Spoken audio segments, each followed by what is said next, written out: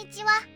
今回は戦隊レッド異世界で冒険者になる第5話への視聴者の反応をご紹介します。このチャンネルでは最新アニメの視聴者の反応や感想をご紹介しています。みんなの解釈や考察を知るとアニメ視聴の楽しみが増えると思いますので、ぜひ最後までお楽しみください。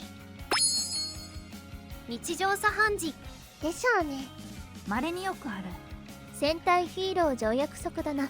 異世界のくせに宇宙が普通に宇宙っぽいのかよ。あの大質量を第一宇宙速度までで重力係数不明だからわからんな。戦隊ヒーローで宇宙行ったのはさすがにないだろう。キューレンジャー、セヤナ、キングオージャー、セヤセヤ。555はライナーボーイとかビクトリーマーズで普通に宇宙に行ってましたよ。メガレンジャーとか。吉野と思ったら吉野がやりそうな役だな。吉野らしいキャラだな。こいつキルバーンだろ。また吉野がキルバーンやってる。キルバーンみたいだ。大の大冒険でこんなのいたな。また吉野が戦隊パロディものの悪役やってる。ピエロキャラは小安か吉野にでもやらしとけという風潮。なんかものすごく戦隊フォーマットじゃん。何話あるのか。43話は名作だったな。この回は名作でしたね。知らない記憶。悪の組織の方が絆が強いのは戦隊ものあるある。カラクリサーカスの最古の4人みたいだな。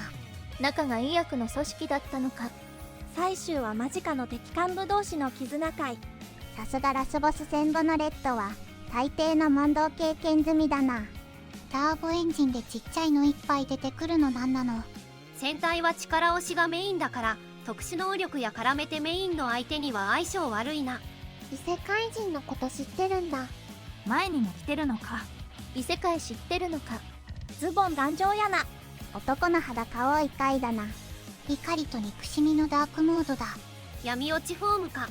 戦隊ヒーローが闇落ちモードはあまり見ない気がする。エッチだと思う感性あったんだな。王女なら妃教育は受けただろ。レッドは闇落ち回避か。種が肥大化ってなんかやらしいです。テルティナ様の種が肥大化。意味深。王家の杖ちゃんと有能だな。ヒドラの親が負けたのは単純な実力差だな。雪ステージはゲーム後半の難所。街の BGM が大体両曲。イドラーその軽装で寒くないんか。死女の人寒いだろう。聖剣3のアンジェラが出てきそう。実家だったか。コザ国定駒同士。お、パイはイドラちゃんの方が勝ってるだろう。いい加減にしろ。いいペースで原作消化してるな。3巻までいけそう。南海ドラに勝てる要素ない感じなんだけど。パイは勝ってるけど。ここから魔法学園編になるの。結構一気に新キャラ投入してきて物語が動いた感じあるね。ヒロインはむっちりしてていいね。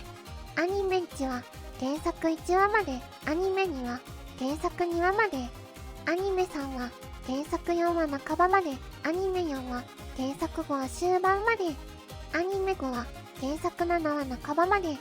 だいたいここからアニメ1は原作 1.5 話くらいのペースで進むのかな。すげえ話が動いたな。それはソートテルティナ様かわえ。やっぱアブダビは吉野博之様でしたか。ムカつく敵キャラをやらせたら世界一でございますね。手落ちっぽいタイトルとセッティングながら意外にも正当な異世界転移冒険アニメとしてシリアスな方向に盛り上がってきたな。おい、イドラたちの世界には異世界からの来訪者に関する伝承が残っている。1話でも出てきてた話。1000年前の勇者が異世界人の可能性があると。そして舞台は姫様の治療のために帝都魔導塔、もう一つの敵の腹の内か。宇宙にまで行ったとはいえ最初ですぐ大ボスを撃破したと思ったら黒幕や新味方キャラ登場で怒涛の展開ですね。結構こういった感じの驚きの連続があって見てて楽しいです。結局魔力の種を使って発現した魔法、特権魔法で現状の理解としてはいいのか。テルティナが使ってる種が暴走しないのはなんか特殊に挑戦したやつなのか。乱用しなければそうそう暴走するもんでもないのか。ついに絆が深まり、マキシマム、絆カイザーに登場してしまう老人。来たぜ。宇宙。テルティナ様のモフモフ特権魔法初お披露目からの魔王族アブダビ登場。元王家の杖であるシャウハも参戦して、次週も目が離せないんだぜ。異世界人は宇宙知らないもんな。それ確かにそうだわと脱帽したわ。そして現れた魔王族。いつも明るいレッドの闇の部分が見えて、過去に何があったのか。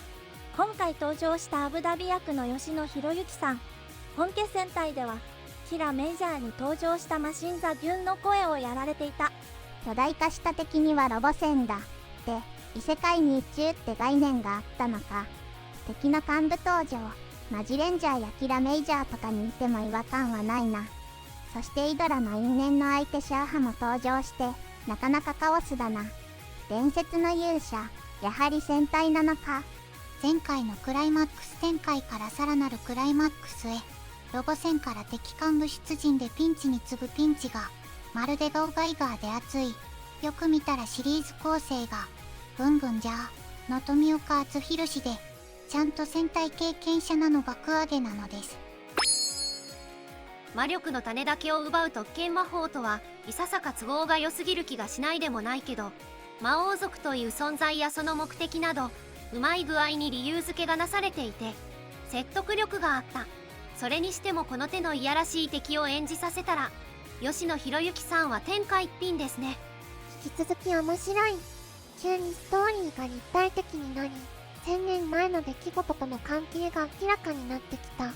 ただ勢いだけで全てを片付けるアニメではないようだ。これに勇者ならではの悲哀などが加わればさらに面白い。雲の上には神の国がある。それを否定されたテルティナ様が動揺しない姿に驚いた。信仰を揺るがす危険な現実に彼女は異端者にはならないのだろうか。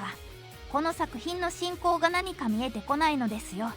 神がいて悪魔がいる世界の常識ってなんだ。宇宙での戦闘って異世界だと確かに機会ないか。ロージーがちょっと興奮してたのもわかる気がする。レッドとテルティナの闇の部分が垣間見えたわけだけど、これってコンクール内で回収されるのかな。もともとなんか悪いやつとして語られてたシャーハが、魔王族とは別軸で三つどもえだったり、過去の転移者の謎があったり、思ったより一筋縄でいかない語り口しててよいな。折り返しを前にして謎がいろいろ出てきたな。他の戦隊メンバーも異世界に飛ばされたのか、お姫様はどういう経緯で種持ちになったのか、他にもただならぬ事情がありそうだし、とりあえず東郷とロージーは不死身だな。最後まで見てくれてありがとうなのだ。なので高評価が欲しいのだ。感想コメントも欲しいのだ。チャンネル登録してくれると嬉しいのだ。お願いするのだ。